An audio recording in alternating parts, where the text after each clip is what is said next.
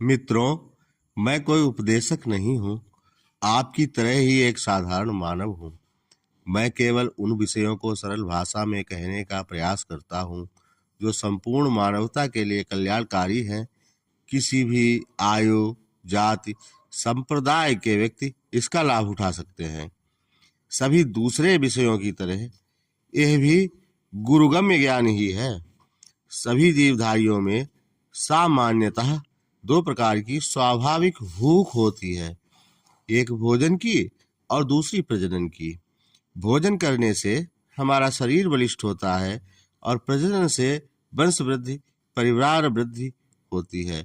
समझने वाली बात यह है कि भूख की तृप्ति से हम और अधिक शक्तिशाली हो जाते हैं।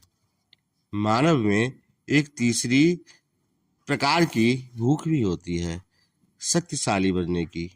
पैसा, पद आदि प्राप्त कर वो इसकी तृप्ति का प्रयास भी करता है, किंतु बुढ़ापा और मृत्यु के सामने स्वयं को बधिक के हाथों में फंसे हुए पशु की भांति ही बेबस पाता है।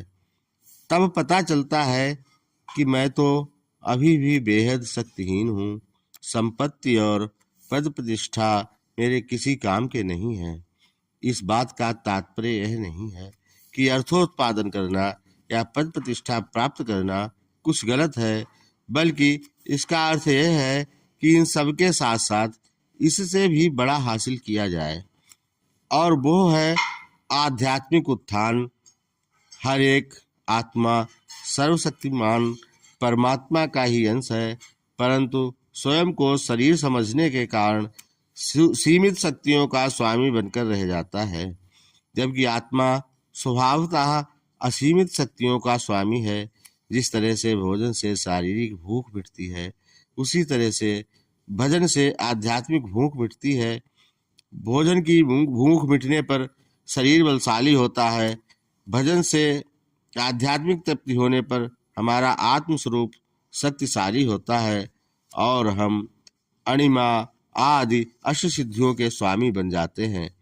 फिर बुढ़ापा और मृत्यु का भय हमारा कुछ नहीं बिगाड़ सकता। छोटे स्थान पर विस्तार से बात करना संभव नहीं है। विस्तार से बातचीत करने के लिए हमसे जुड़े रहें।